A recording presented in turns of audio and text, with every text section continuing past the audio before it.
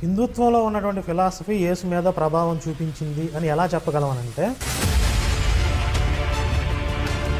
ఒకవేళ ఇస్లాంకి సంబంధించిన దాన్ని మేము ప్రాతిపదిక తీసుకుంటాము అంటే ఏం మొత్తం బైబిల్ కొప్పుకూలిపోద్ది ఇట్లాంటివి పట్టుకుంటే. మన హిందూ పురాణాల్లో భవిష్య పురాణంలో కూడా దీని గురించి ఒక చాప్టర్ ఉంది. శాలివాహనుడు యేసు ప్రభువు అని ఒక యేసు ధైర్యవంతుడా పిరికివాడా? లలిత్, నీ అభిప్రాయం? ముమ్మాటికి పిరికివాడు.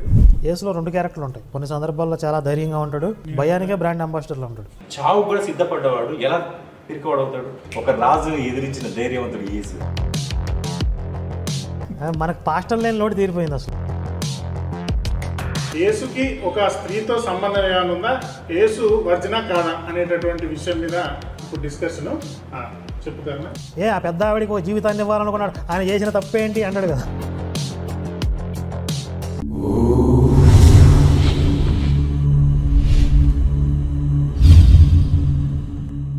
అందరికీ నమస్తే, జై శ్రీరామ్. క్రిస్మస్ సందర్భంగా ప్రత్యేక చర్చా కార్యక్రమంలో 2వ భాగానికి స్వాగతం. ఇప్పుడు 2వ భాగంలో వస్తున్నటువంటి మొట్టమొదటి అంశము, యేసు అనేటటువంటి వ్యక్తి భారతదేశానికి వచ్చాడా అనేటటువంటి అంశం. ఈ అంశం మీద ఒక్కొక్కరి అభిప్రాయాలు తీసుకుందాం. ఫస్ట్ కరుణాకర్ అభిప్రాయం అడుగుదాం. భారతదేశానికి వచ్చాడా రాలేదా అనేది నేను కరాఖండిగా చెప్పలేను, కానీ హిందుత్వ ఫిలాసఫీ కొంత ప్రభావం యేసు మీద ఉంది అనేది నా అభిప్రాయం. ఓకే, ప్రవీణ్? ఖచ్చితంగా వచ్చారని అయితే నేను కూడా చెప్పలేను. బట్ ఆయనకు ఏదో కాశ్మీర్లో సమాధి ఉంది అవి అంటున్నారు కదా, వీటి మూలంగా వచ్చాడేమో అనేది నేను నమ్ముతున్నాను.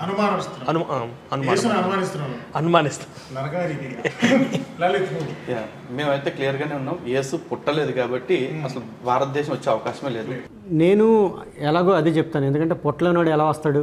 కానీ చారిత్రాత్మకంగా దీని మీద అంటే ఎలా చెప్పుకుంటున్నారని 1-2 అయితే నేను విషయాలు చెప్తాను. అయితే ఇప్పుడు యేసుకి భారతదేశంలో ఉన్నటువంటి కొన్ని సిద్ధాంతాలని అనుసరించాడు అని కరుణాకర్ చెప్తున్నారు కాబట్టి ఇప్పుడు ఆ సిద్ధాంతాలు ఏమని మీకు అనిపిస్తుంది అనేది అడిగి తెలుసుకుందాం.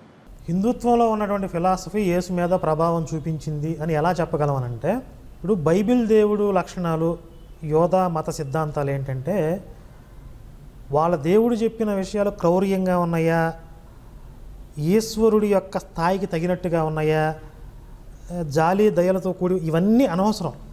ఆయన ఏది చెప్పాడో అది ఫాలో అవ్వాలి, ఏది చెప్పాడో అది ఫాలో అవ్వాలి. రెండో థాట్ ఉండకూడదు. అసలు యూదులకి విశ్రాంతి దినం ఆచరించాలి అంటాడు, ఖచ్చితంగా ఆ రోజు పని చేయకుండా రెస్ట్ తీసుకోవాలి. యూదులు రెండో థాట్ లేకుండా దాన్ని ఫాలో అవుతారు. ఎంత కఠినంగా ఉంటారంటే, ఎండిపోయిన పొలంలో ఎరుకుంటే వాళ్ళు రాళ్లతో జాగొట్టేశారు.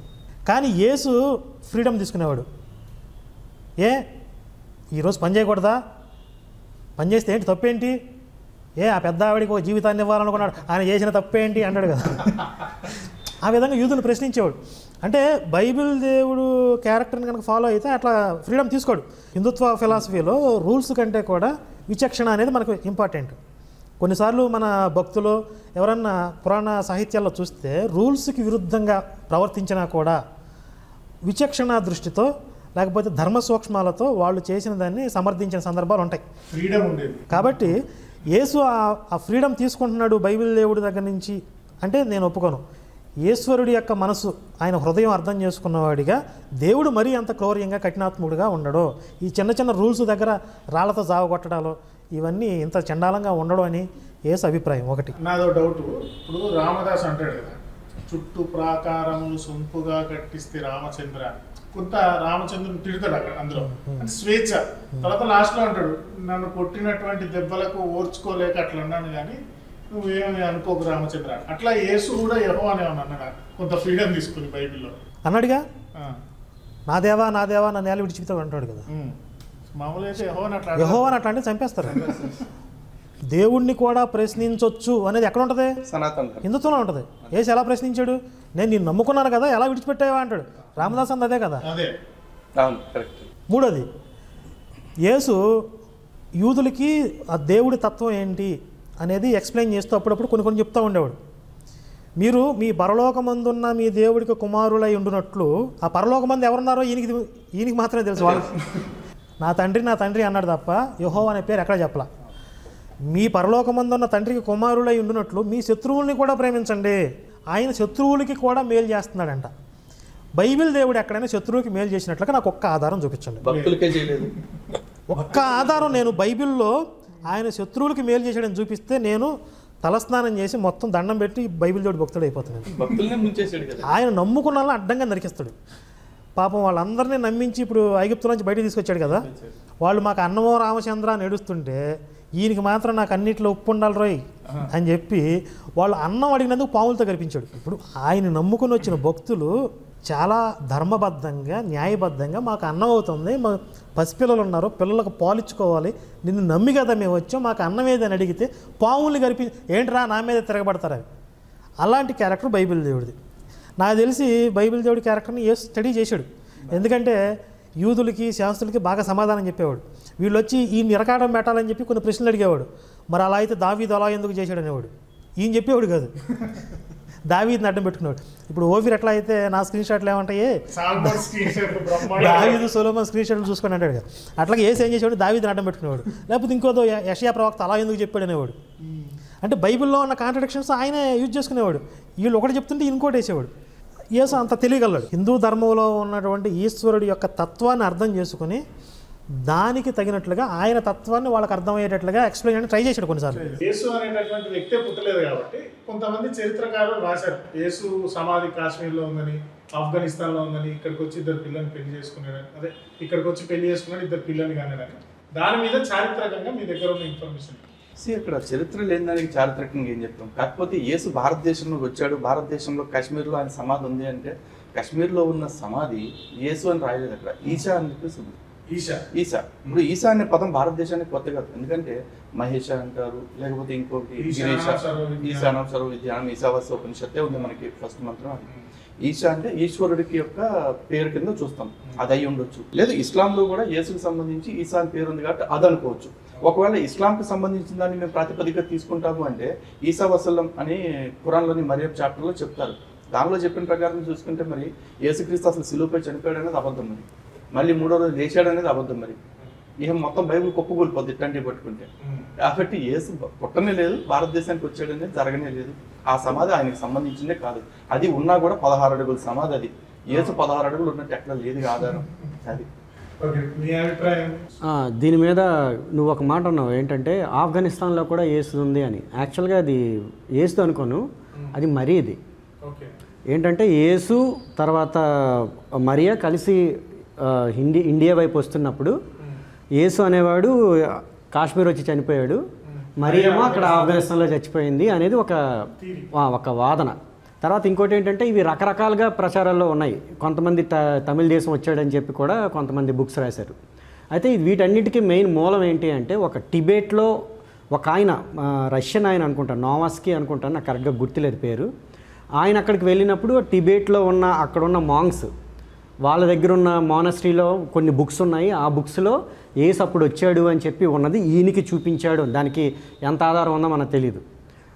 నాకు చూపించాడు ఆయన, ఇంకెవరికి చూపించలేదు అని చెప్పి ఆయన ఒక బుక్ రాశాడు. అక్కడి నుంచి ఇవన్నీ కూడా చిలవల పలవలుగా వచ్చాయి. ఇదొక ఫిక్షన్. అయితే ఇక్కడ ఇంకొక ముఖ్యమైన విషయం ఏంటి అంటే మన హిందూ పురాణాల్లో భవిష్య పురాణంలో కూడా దీని గురించి ఒక చాప్టర్ ఉంది. తృతీయ ఖండంలో శాలివాహనుడు యేసు ప్రభువు అని ఒక చాప్టరే ఉంది. దాంట్లో ఏంటి, శాలివాహనుడు అంటే ఎవరు, విక్రమాదిత్యుని తాలూకు మనమడు.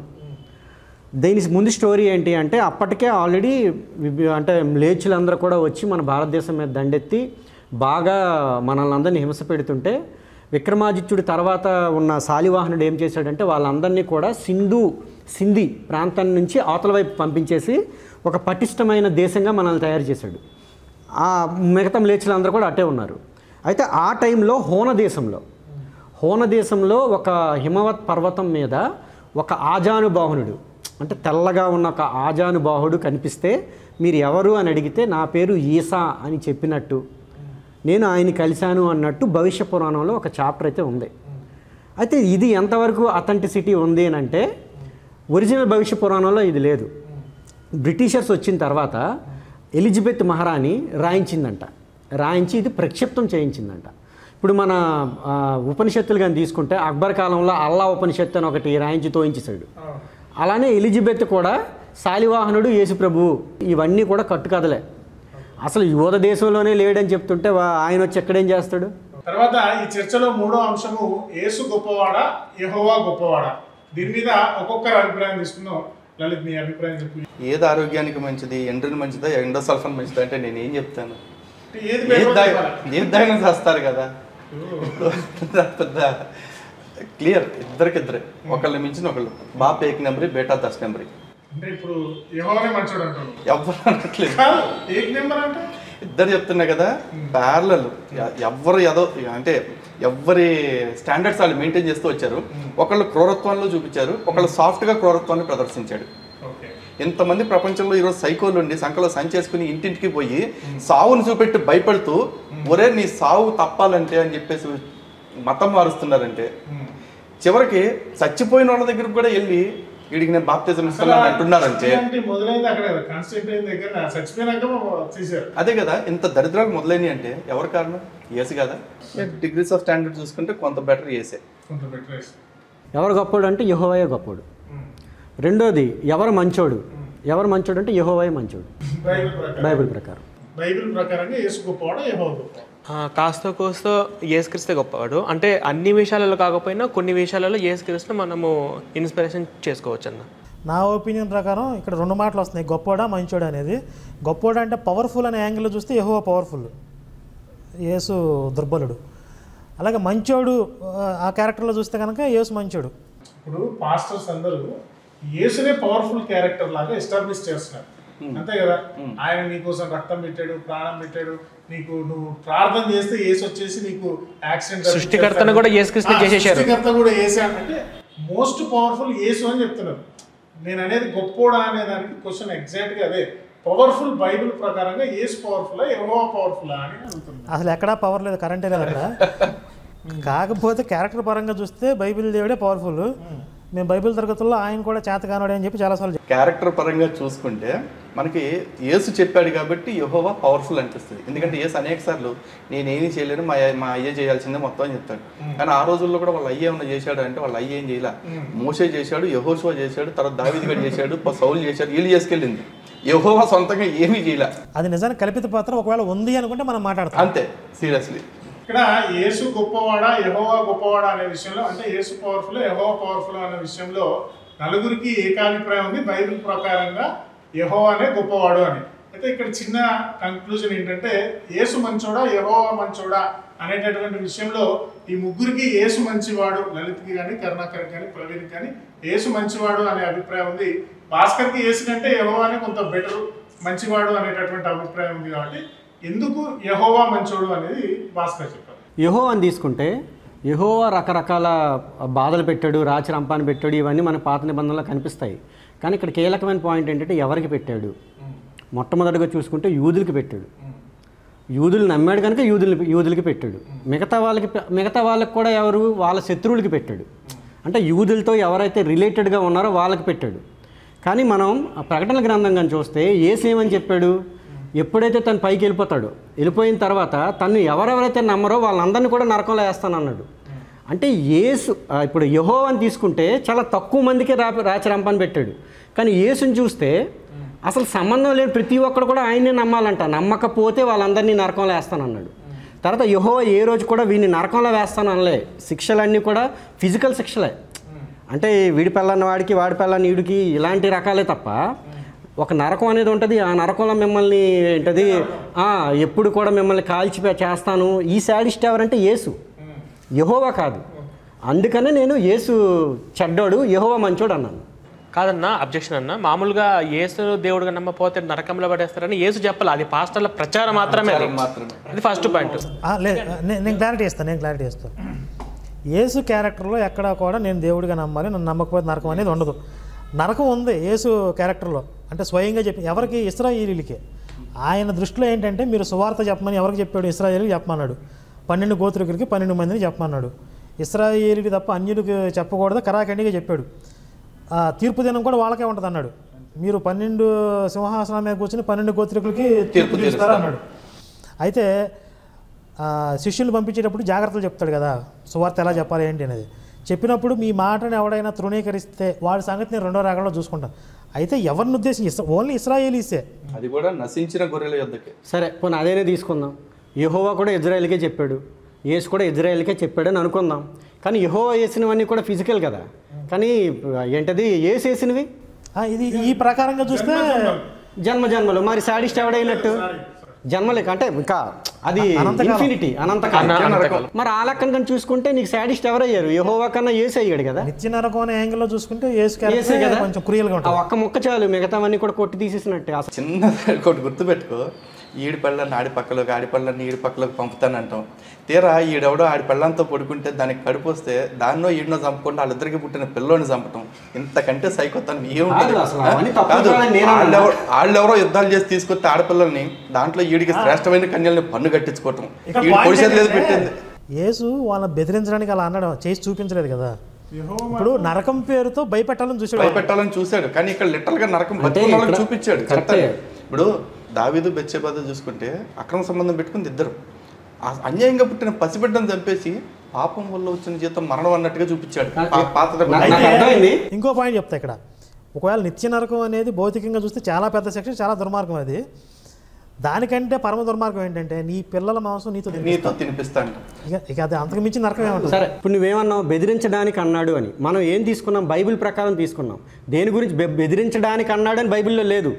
కానీ అవన్నీ ఎప్పుడు జరుగుతాయి? రెండో రాకడ జరిగినప్పుడు జరుగుతాయి, అంతే కదా. సో వస్తాడు అనేది బైబిల్ వరకు, రాడు అని మనకు తెలుసు. కానీ బైబిల్ వరకు మనం తీసుకుంటే వచ్చిన తర్వాత అవి జరుగుతాయి. కానీ అవునా కదా? భాస్కర్ పాయింట్ కూడా ఒక వ్యాలిడ్ పాయింట్ ఏంటంటే, యేసు ఈగోయిస్టిక్గా నన్ను నమ్మకపోతే మీ అంతు చూస్తారా అంటే నిజంగా చాలా క్రూయల్గానే ఉంటుంది. రెండో రాకడలో వచ్చి నరకం వేస్తాను. కాకపోతే ఈయన ఒక ట్రాన్స్లో ఉండేవాడు. ఇప్పుడు భాస్కర్ చెప్పిన దాని ప్రకారం యేసు ఇంకా క్రూరుడు అనేటటువంటిది భాస్కర్ వర్షను, అంటే పాస్టర్లు ప్రచారం చేసేది. యేసును నమ్మకపోతే మీకు జన్మల నిత్య నరకం, ఎన్ని సంవత్సరాల పాటు నరకంలో ఉంటారో, అగ్ని ఆనదు, పురుగు చావదు, అప్పటి వరకు మిమ్మల్ని హింసిస్తానన్నారు. కాబట్టి ఆ స్టేట్మెంట్ చెప్పింది యేసనే పాస్టర్లు చెప్తున్నారు. కాబట్టి యెహోవా కంటే యేసువే క్రూరుడు అనేటటువంటిది నేను కంక్లూడ్ చేసుకుంటున్నా. ఇక ఈ క్రిస్మస్ ప్రత్యేక చర్చా కార్యక్రమంలో రెండవ భాగంలోని మూడవ అంశమైనటువంటి యేసు ధైర్యవంతుడా పిరికివాడా అనేటటువంటి అంశంలోకి వెళ్లే ముందు ఇంకో కొత్త గెస్ట్ కూడా ఈ ప్రత్యేక చర్చా కార్యక్రమంలో జాయిన్ అవుతున్నాడు. అతనే మన మోక్షగీత నరేష్ అభినేత్రి. నరేష్, జై శ్రీరామ్. జై శ్రీరామ్. అయితే ఇక్కడ ఒక ముఖ్యమైనటువంటి విషయం ఏంటంటే, ఈ చర్చా కార్యక్రమంలో పాల్గొన్నది మొత్తం ఇప్పుడు ప్రస్తుతం ఉన్న 6. వీళ్ళలో 4 ఎక్స్ క్రిస్టియన్. అది ఈ చర్చలో ఉన్నటువంటి ప్రత్యేక ఆకర్షణ అంశం. తర్వాత ఈ పాయింట్లోకి వెళ్తే ఒక్కొక్కరి అభిప్రాయాలు తీసుకుందాం. యేసు ధైర్యవంతుడా పిరికివాడా? లలిత్, నీ అభిప్రాయం? దీనిలో సెకండ్ థాట్ ఏముండదు, ముమ్మాటికి పిరికివాడు. భాస్కర్ పిరికివాడు. కర్ణాకర్ నుంచి యేసు ధైర్యవంతుడా పిరికివాడు? యేసులో 2 క్యారెక్టర్లు ఉంటాయి. కొన్ని సందర్భాల్లో చాలా ధైర్యంగా ఉంటాడు, కొన్ని సందర్భాల్లో కామన్ మ్యాన్ కంటే ఎక్కువ భయపడతాడు. భయానికే బ్రాండ్ అంబాసిడర్లో ఉంటాడు. ఎగ్జాక్ట్లీ. నీ అభిప్రాయం? నా అభిప్రాయం ప్రకారం అయితే ధైర్యవంతుడు, చాలా ధైర్యవంతుడు. లేకపోతే యేసునామంలో నేను ప్రార్థన చేసేస్తాను చిట్టు చివరిలో. ఓకే, అంటే ఇక్కడ చిన్న క్లారిఫికేషన్. బైబిల్లో ధైర్యవంతుడు పిరికివాడు అని 2 చెప్తారు. రెండిట్లో దేనికి ఎక్కువ ప్రిఫరెన్స్ ఇస్తారు? నేను ధైర్యవంతుడు అనే దానికి ఇస్తాను. అవునా ప్రవీణ్? పిరికివాడు అంటే ఈ అంశంలో ముగ్గురు, భాస్కర్, లలిత్ కుమార్, ప్రవీణ్ కుమార్, వీళ్ళు ముగ్గురు పిరికివాడు అని కరుణాకర్ ఎక్కువ ప్రిఫరెన్స్ ఇచ్చేది ధైర్యవంతుడు అనేదానికి. 100కి 100% ధైర్యవంతుడు అని చెప్పి మన నరేష్ చెప్తున్నాడు. కాబట్టి ఫస్ట్ పిరికివాడు అని చెప్పడానికి లలిత్ తన అభిప్రాయం చెప్తాడు. ఈ బైబిల్ దేవుడి కొడుక్కి పిరికితనం అనేది వారసత్వంగా వచ్చినట్టుంది. వాళ్ళకి ప్రతి విషయంలో ఇన్సెక్యూరిటీగానే ఉంటారు. మామూలుగా వాళ్ళ నమ్మకాలను గౌరవించే వాళ్ళ విషయంలో కూడా చూసుకుంటే ప్రతి నిమిషం వాళ్ళకి ఎప్పుడో భయం ఉంటుంది. నన్ను తప్ప వేరే వాళ్ళని పూజ చేయొద్దు, వేరే దేవతలను పూజ చేయొద్దు, నా మాట వినకపోతే మిమ్మల్ని చంపేస్తా, నరికేస్తా అని చెప్పేసి. అంటే కొంచెం ఎవడన్నా ఇటు నుంచి వేరే వైపు లీన్ అవుతున్నాడు అంటే చాలు వీళ్ళకి తడిచిపోతూ ఉంటాయి అనమాట. ఆ విషయం చూసుకుంటే మహాభయం. ఇక ఇది కాకుండా యేసు భయపడుతున్న సంఘటనలు, యూదుల దగ్గరికి వెళ్ళిపోయి ఏదో సొల్లంగా చెప్తా ఉంటారు. ఆయన చెప్తా ఉంటే ఆడెవడో రాయెత్తాడు, రాయెత్తంగానే యేసు అక్కడి నుంచి పారిపోయాను. ఇది బైబిల్లోనే ఉంది, యోహాను సువార్త 10వ అధ్యాయంలో క్లియర్గా ఉంటుంది. దేవాలయంలో దాక్కుంటాడు. ఇంకోసారి ఈ శిలువ శిక్ష పడ్డప్పుడు అప్పుడంతే అడవుల్లోకి పారిపోయి 40 రోజులు దాక్కుంటాడు. సాతాను కొండపైకి తీసుకెళ్ళి పరీక్ష పెడతానంటే సాతాను ఏదైనా చెప్తుంటే సాతాను దగ్గర భయపడిపోతూ ఉంటాడు. ఇన్ని సంఘటనలు ఆయన భయాన్ని నిరూపిస్తూ ఉంటే, భయాన్ని రుజువు చేస్తూ ఉంటే ఏం చూసి యేసు ధైర్యవంతుడు అనే మాట నేను అనగలుగుతాను? జనరల్గా ఇప్పుడు మన కరుణాకర్ అన్నట్టు బైబిల్లో కొన్ని ధైర్యంగా ఉన్నట్టు కూడా ఉన్న వచనాలు ఉంటాయి, పిరికివాడిగా ఉన్న వచనాలు కూడా ఉంటాయి. కాకపోతే నేను అర్థం చేసుకుంది ఏంటి అంటే ధైర్యంగా ఉన్నవన్నీ కూడా బెంకంగా ఉన్నాడు అని నేను అంటాను. అది ధైర్యం కాదు, అది బెంకం అంతే. ఇంకా తప్పదు కనుక చెయ్యాలి అని, లేకపోతే ఉన్న జనాలు పారిపోతారని. 1-2 ధైర్యంగా ఉండి ఒక 5 లేదా ఒక 10 సందర్భాలు పిరికితనంగా ఉంటే వాడిని పిరికివాడని అంటాం. ఆ ఒక్క తీసుకొని ఆ సందర్భంలో బహుశా ధైర్యంగా ఉన్నాడు అనొచ్చేమో, కానీ ఓవరాల్ క్యారెక్టర్కి మాత్రం పిరికివాడని అంటాం. సో ఇప్పుడు ఆల్రెడీ కొన్ని ఎగ్జాంపుల్స్ ఇచ్చేసాడు కనుక లలిత్ నేను కొత్తగా చెప్పాల్సింది లేదు, జస్ట్ ఎక్స్ప్లెనేషన్ ఇచ్చాను అంతే. గదిలో పడేసి కొడుతుంటే పిల్లి తిరగబడుతుంది అంటారు, అంత మాత్రం పిల్లి ధైర్యవంతురాలు కాదు. అది మీ ఇద్దరి స్టేట్మెంట్. నువ్వు చెప్పు పిరికివాడు అని చెప్పడానికి నీ దగ్గర ఉన్న స్టేట్మెంట్స్ ఏంటి బైబిల్ ప్రకారం? నేను ఎక్కువ ప్రిఫరెన్స్ పిరికివాడికి ఏం చేస్తానంటే అతనిలో ఉన్న భయము, పారిపోవడము, దాక్కోవడము, లేదా రకరకాలుగా వాళ్ళ దగ్గర నుంచి ఇలాంటి లక్షణాలు బట్టి ఎక్కువ పిరికివాడికి నేను ఎక్కువ ప్రిఫరెన్స్ ఇస్తున్నాను. నువ్వు చెప్పు నరేష్. ధైర్యవంతులని గంటాపదంగా చెప్తాను. గంటాపదంగా ఎందుకు చెప్తున్నాను అని అంటే, ఫస్ట్ యేసు సమాజ మందిరంలోకి వెళ్ళి మొట్టమొదటిసారి ఆయన స్పీచ్ చెప్పినప్పుడు, ఆయన యొక్క ఏమంటారు వాక్యం గురించి చెప్పినప్పుడు, నేనే దేవుని కుమారుని అని చెప్పి సమాజ మందిరంలో చెప్పుకున్నాడు. అప్పుడు అక్కడ ఉండే వాళ్ళలో యూదులందరూ ఏకమైపోయి ఆయన కొట్టడానికి ముందే అయిపోయారు, ప్రిపరేషన్ అయిపోయారు. అయినా కానీ వాళ్ళకు లొంగకుండా 40 రోజులు సాతానికి ముప్పు తిప్పులు పెట్టాడు. పెట్టి మళ్ళీ బయటకు వచ్చి ఒక 12 మంది శిష్యుని తయారు చేసుకున్నాడు. అవునా? అంటే ఇదంతా ఒక ధైర్యంతో వచ్చింది. ఇంకా ఒక మనిషికి కానీ ఎవరికైనా ఏ ప్రాణికైనా కానీ మరణం అనేది భయం. కానీ ఆ మరణాన్ని కూడా ఎదిరించి ఒక దగ్గర ఏం చెప్పారంటే, లూకాసు వార్త 18వ అధ్యాయం దాంట్లో 32వ వచనం దగ్గర ఏం చెప్తారంటే, ఆయన అన్యజనులకు అప్పగించబడును, వారు ఆయనను అపహసించి అవమానపరిచి ఆయన మీద ఉమ్మివేసి ఆయన క్రూరత కొట్టి చంపుదురు. చంపుతారు అని నన్ను చంపడానికి కూడా ప్రయత్నిస్తారు అని చావు కూడా సిద్ధపడ్డవాడు ఎలా పిరికివాడు అవుతాడు? చాలా మంది ఏంటంటే అప్పటి కాలంలో ఎవరైతే అక్కడ ఉన్న వాళ్ళలో దయ్యాలంటే అప్పుడు భయపడేవాళ్ళు. దయ్యాలు, ఈ దయ్యాలని ఏంటంటే ఒక దగ్గర ఏంటంటే యేసు ధైర్యంగా కొన్ని వేల దయ్యాలని ఒక పందిలోకి పంపించేసి ఒక సముద్రంలోకి పంపించేశాడు. అది కాకుండా ఇప్పుడు మనం గుళ్ళోకి వెళ్తాం, ఓకే, గుళ్ళోకి వెళ్ళినప్పుడు మనము అక్కడ అజమేష్ మనం అనుకోం. కానీ యేసు అప్పట్లో ఏం చేశారంటే యెరూషలేములో దానికి కూడా ఒక దగ్గర ఏముందంటే, దేవాలయంలోకి మత్తయి సువార్త 21వ అధ్యాయము 12వ వచనంలో ఏం చెప్తారంటే, యేసు దేవాలయంలోకి ప్రవేశించి క్రయ విక్రయములు చేయు వారందరినీ వెళ్ళగొట్టి ఏం చేశాడంటే వాళ్ళందరినీ వెళ్ళగొట్టాడు. ఒకే ఒక్కడు వ్యాపారస్తుని. ఏంది ఇది? నా యొక్క తండ్రి యొక్క ఇదంటే ఏంటి? నా తండ్రి యొక్క ఆ సన్నిధిని, ఒక ప్రార్థన మందిరాన్ని మీరేం చేశారు? ఒక వ్యాపారానికి కేంద్రంగా చేశారు, తల్లి ధర్మేశారు. మనకు పాస్టర్ లేని లోటు తీరిపోయింది అసలు. అది ధైర్యం అంటే. ధైర్యం గురించి ఇంకా ఉన్నాయి కానీ సరే, యేసు పట్టుబడ్డాడు, ఓకేనా? పట్టుబడ్డ తర్వాత ఆయన్ని కొట్టారు, రక్తాలు వచ్చే చుట్టూ కొట్టారు, వెనుక వీపులో అది కొడితే ఆ రక్తాలు వచ్చాయి, ఒక కన్ను గుడ్డిదైపోయింది. హేరోదు రాజు అతను చూస్తానని చెప్పి హేరోదు రాజుకి ముచ్చటేసింది. ఎవరిని? యేసుని చూడ్డానికి ముచ్చటేసి, అవును బైబిల్లో ఉంది ముచ్చటేసి, ఇప్పటికైనా ఒప్పుకో, ఓకేనా, ఇప్పటికైనా ఒప్పుకో, నేను వదిలేస్తాను అని అంటే, అప్పుడు యేసు ఏమంటాడంటే, నిజంగా నువ్వు దేవుడి కుమారుడు కాదు అని అంటే, యేసు ఏమంటాడంటే, నీవన్నట్టే అంటాడు హేరోదు రాజుకి. అంటే ఒక రాజు ముందర, నా రాజ్యము నీలాంటి రాజ్యం కాదు, నా రాజ్యం ఎక్కడుంది అని అంటే పరలోక రాజ్యం, నా సేన నీలాంటి సేన అనుకుంటున్నావా, నా సేన వేరే అని చెప్పేసి ఒక రాజుని ఎదిరించిన ధైర్యవంతుడు యేసు. సో ధైర్యవంతుడు కదా, ఎంత గడ్స్ ఉంటే ఒక రాజు ముందు నీవన్నట్టే అంటాడు. సరే, నీ ఒపీనియన్ ధైర్యవంతుడు అనేదానికి ఎక్కువ మార్కులు వేసినావు కాబట్టి నీ ఒపీనియన్. నేను 2 అని చెప్పాను, రెండిట్లో ఏదో ఒకటి తేల్చుకోమంటే ధైర్యవంతుడు అనే దానికి వెళ్తానని చెప్పా కదా. అంటే కొంత పర్సంటేజీ అటు మొగ్గు చూపించింది అనమాట. ఎందుకు అని అంటే, ఇప్పుడు మనోడు నరేష్ చెప్పినట్లుగా, నేను యోదయ పట్టణానికి వెళ్తాను, వెళ్ళిన తర్వాత నన్ను కొట్టి చంపేస్తారు అని ముందే చెప్పి మరీ అక్కడికి వెళ్ళాడు అని చెప్పాడు. అయితే దీనికి సంబంధించి ఒక వాక్యం చూపిస్తాను నేను. యోహాను సువార్త 11వ అధ్యాయం 54వ వచనం. ఇంతకుముందు మనం అనుకున్నదే కదా, ఈ పెద్ద మనుషులు అందరూ కలిసి యేసుని చంపేస్తే పోద్దని ఒక అతను ఒక ఐడియా చెప్పాడు అని చెప్పా కదా. ఆ తర్వాత వచనం చూడండి. కాబట్టి యేసు అప్పటి నుండి యూదులలో బహిరంగముగా సంచరింపక అక్కడ నుండి అరణ్యమునకు సమీప ప్రదేశంలోనున్న ఎఫ్రాయిమును ఊరికి వెళ్ళి అక్కడ తన శిష్యులతో కూడా ఉండెను.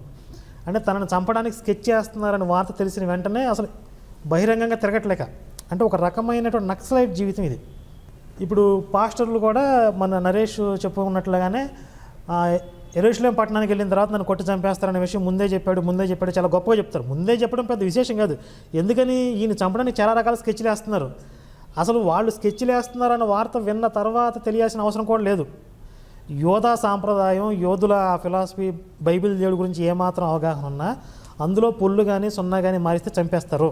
చిన్న అక్షరం మార్చడానికి ట్రై చేసినా కొట్టి చంపేస్తారు. రాళ్లతో సాగకూడదు, భయంకరంగా కొట్టి చంపేస్తారు అనే విషయం వాళ్ళ చరిత్రను పరిశీలించి ప్రతి ఒక్కడికి తెలుసు. యేసు అది చెప్పడం వల్ల గొప్పడు కదా, ఒక కామన్ మ్యాన్ కూడా చెప్పగలరు. అయితే ఇక్కడ యేసు ధైర్యవంతుడు ఎలా చెప్పగలం అంటే అది తెలిసినా కూడా ముందుకెళ్ళాడు చూసారా. కాబట్టి అక్కడ ధైర్యవంతుడు. వెళ్ళిన తర్వాత వెళ్ళిన ప్రాసెస్లో టెంపరీగా కొన్ని సందర్భాలు డైరెక్ట్గా ఫేస్ చేసినప్పుడు భయపడ్డాడు, దాక్కున్నాడు, పారిపోయాడు. నిజంగా సైనికులు వచ్చి లాక్కుపోతుంటే ఏడ్చాడు, కింద పడి నేను రానన్నాడు, లాక్కుపోయారు. అసలు మొత్తం ఆయన ఒక దాంట్లో లోకాసు వార్తలు కానీ మార్కుసు వార్తలు కానీ ఆయన రక్తం చెమటలాగా మారిపోయిందంటారు.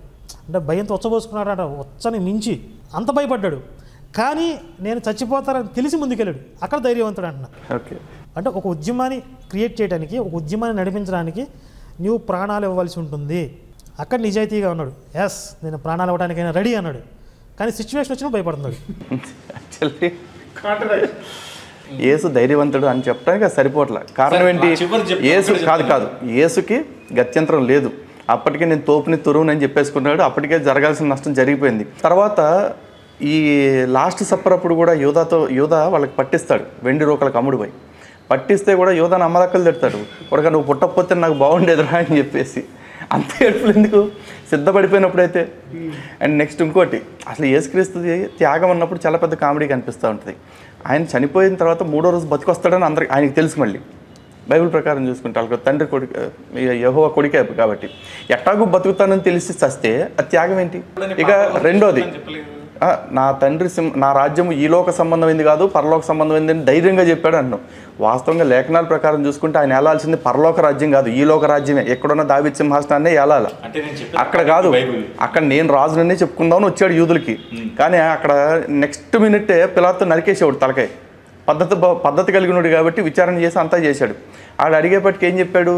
నా రాజ్యం ఇక్కడది కాదు బాబు, ఎక్కడదో, నీ జోలికి నేను రాలా, నీ పోటీ కాదు నేను అని చెప్పేసి చెప్పాడు. అయితే కొన్నిసార్లు ఏమైందంటే ఈ యూదులు శాస్త్రులు వీళ్ళందరూ కలిసి యేసుని టెస్ట్ చేద్దామని రకరకాల ఇరుకుని పెడదామని ప్రయత్నం చేస్తూ ఉంటారు కదా. వీళ్ళు కైసరుకి పన్ను కడతా ఉంటారు యూదులు. ఈ కైసరికి మనం పన్ను కట్టడం న్యాయమా కాదా అని చెప్పి యేసుని అడుగుతారు వెళ్ళి. కైసరికి పన్ను కట్టడం న్యాయం అంటే వీడు దేవుని కుమారుడు, దేవుడు రెబల్ ప్రవక్త ఏమీ ఉండవు. ఎందుకంటే దాసత్వంలో ఉండమంటున్నాడు, మీరు బానిసలుగానే ఉండమంటున్నాడు. ఆయన పన్ను కడతా బతికేమంటున్నాడు. కట్టొద్దు అంటే రాజద్రోహం. ఏం చెప్తాడు? ఇరికిద్దామని చెప్పి యేసు దగ్గరికి పోయి చెప్తారు. ఫస్ట్ పాయింట్ ఏంటంటే అంతమంది యూదుల్ని పెద్దల్ని ఒక సమాజాన్ని ఎదిరించి మాట్లాడడం అనేది ఒక ధైర్యం, అది ఒక ఉద్యమకారు లక్షణం అది. రెండోది చాలా తెలివిగా నక్క జిత్తులు చెప్పాడు, డిప్లొమాటిక్ అక్కడ తెలివిగా ఏం చెప్పాడంటే ఏంటి ఇప్పుడు మీ సమస్య ఏంటి అంటే కైసరుకు పన్ను కట్టడం న్యాయమా కాదా అంటే, ఏది కైసరుకు పన్ను కట్టే నాణ్యం అయితే ఒకసారి చూపిడు అంటాడు. ఆ నాణ్యం తీస్తారు, దీని మీద బొమ్మ ఎవరిది అంటాడు, కైసరిది అంటారు. అయితే కైసరిది కైసరిగా ఉండి దేవుడిగా ఉన్నాడు. ఒక మేక సింహం గుహలోకి వెళ్ళిపోయింది. చీకట్లో ఆ సింహానికి సరిగా కనపడక దీని నీడ పెద్దగా పడిందంట గుట్ట మీద. ఆ మేక తలకాయ దాని గడ్డం ఇంత కనపడేపాటికి సింహం భయపడుతుంది. ఈ మేక సింహాన్ని చూసి పడిపోతుంది. కానీ అక్కడ సింహం భయపడుతుందన్న విషయాన్ని గమనించి అదే ధైర్యాన్ని కంటిన్యూ చేస్తుంది. మేకపోతే గాంభీర్యం అంటారు కదా, అదే పరిస్థితి ఇక్కడ కూడా. ఆప్షన్ లేదు ఇక్కడ. పాయింట్ ఏంటంటే ఇప్పుడు వాళ్ళందరూ వచ్చి ఇరుకుని పెడదామని ఒక చిక్కు ప్రశ్న వేసినప్పుడు భయంతో కంపించిపోయి అసలు బ్రెయిన్ పనిచేయదు. కానీ ఒక మాస్టర్ ప్లాన్ వేసి ఈ నా కొడుకులకి ఎట్లా కాదని చెప్పి ఒక స్కెచ్ చేసుకుని బ్రెయిన్లో దాన్ని అనుకున్నట్లు తెలివైనడు అంటాం కానీ ధైర్యవంతుడు. ఒక మాట, ఆయన ఉద్యమకారుడు అవునా కాదా అనే దగ్గర మన అందరికీ క్లారిటీ ఉంది. ఆయన ఉద్యమకారుడు. రెండో మాట తిరుగుబాటుదారు. సో ఆయనకి ఉద్యమకారుడు అయిన తర్వాత ఆయనకి చావు వస్తుంది అనే సంగతి ఆయనకే కదా అందరికీ తెలుసు, ఇందులో నో డౌట్. అయితే ప్రాక్టికల్గా ధైర్యవంతుడు అవునా కాదా, ఎందుకంటే మన లలిత అన్నట్టు ఇరుకుపోయాడు, ఇంక మరి బయటికి రాలేడు. ప్రాక్టికల్గా ఆయన ధైర్యవంతుడు అవునా కాదా అంటే ఆ చావును ఆయన ఎలాగా ఫేస్ చేశాడు అన్న దగ్గర ధైర్యం బయటపడుతుంది. అక్కడ ప్రతి దగ్గర ఆయన ఫెయిల్ అవుతూనే ఉన్నాడు. తర్వాత ఇంకొక మాట కూడా మనం అనుకున్నాం ఏంటంటే 3 రోజుల ముందు నేను మళ్ళీ వస్తాను అన్నోడైతే దేవా నా చెయ్యి ఎందుకు విడిచిపెట్టావు అన్న మాట అసలు రాకూడదు. అది అబద్ధం ఆయనకి తెలుసు. నువ్వు ఒక దేవుని కుమారుడు కాదు అని నువ్వు ఒప్పుకుంటే నేను వదిలేస్తా అన్నాడు. మరి అప్పుడైనా కానీ తిరిగి పంది అయితే మరి అప్పుడు అక్కడ లూజ్గా అయిపోయి సరైన రాజు గారు మీరు చెప్పినట్టే నేను ఇంటర్నెట్ కాళ్ళ పైన పడిపోవచ్చు కదా. అక్కడ యేసు చాలా సింపుల్ డైలాగ్, ఆ నీవన్నట్టేలో బోల్డ్ మర్మం ఉంది. ఆ మర్మం ఏంటో అది ఆ హీరో రాజుకి అర్థం కాకపోతే మన ఏం చేస్తాడు. అయితే ఇక్కడ సరే దీనికి నేను ఒక వర్షన్ చెప్తానండి. ఇప్పుడు యేసు ధైర్యవంతుడే పిరిగాడు అంటే ఎవరికంటే అని ఒక మార్క్ పెట్టుకోవాలి. అంటే దేనికంటే ఒక మార్క్ పెట్టుకోవాలి. ఇప్పుడు యేసు ఉద్యమకారుడు అని ఒక ఫ్యాక్టరీలోకి తీసుకొచ్చాం. ఉద్యమకారులు అందరూ ఎలా బిహేవ్ చేశారు? మనకి స్వాతంత్రోద్యమకారులు ఉన్నారు, అల్లూరి భగత్ సింగ్, వీళ్ళందరూ కూడా సుభాష్ చంద్రబోసు చావును ఫేస్ చేశారు ధైర్యంగా. అంటే వాళ్ళతో పోలిస్తే పిరికివాడు, కానీ ఒక కామన్ మ్యాన్ కంటే ధైర్యవంతుడు. అంటే అక్కడ ఇంకొక విషయం కూడా ఉంది. ఇప్పుడు నువ్వు అన్నట్టు ఎవరితో పోలిస్తే నేనేమంటానంటే ఏ విషయాల్లో యాక్చువల్గా నువ్వు ధైర్యం చూపించాల్సిందేంటి? అంతిమంగా నీకు చావు వస్తుంది అన్నప్పుడు నువ్వు ధైర్యం చూపించాలి. ఇప్పుడు నువ్వు తీసుకున్న భగత్ సింగ్ వీళ్ళందరూ కూడా చావుని ధైర్యంగా ఎదుర్కొన్నారు. అంతెందుకు గాడ్సే కూడా చంపిన తర్వాత నిల్చున్నాడు అక్కడ, ఎందుకంటే తెలియాలి అని. చేశాడా యేసు? నీవన్నట్టు నేనన్నట్టు అన్ని చెప్తాం.